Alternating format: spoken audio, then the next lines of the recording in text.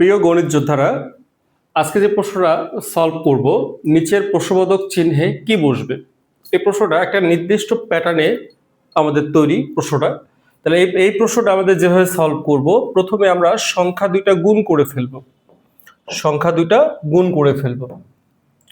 তাহলে আমাদের 3 আর 2 যদি গুণ করে ফেলি, 3 দুগুণে কত হয়? 6।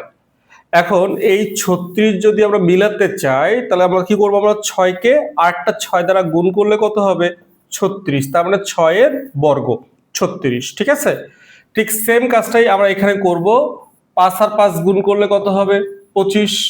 এখন 25 আর 25 গুণ করে দিব, মানে 25 স্কয়ার, মানে কত? 625। এখন আমরা যদি এখন মূল কাঙ্ক্ষিত জায়গায় যাই, এই দুটো সংখ্যা গুণ করতে হবে। 3 অক্ষে কত? 3। 3-এর উপর স্কয়ার দিলে কত হয়? 9। উত্তর 9। সবাইকে অসংখ্য ধন্যবাদ, দেখা হবে।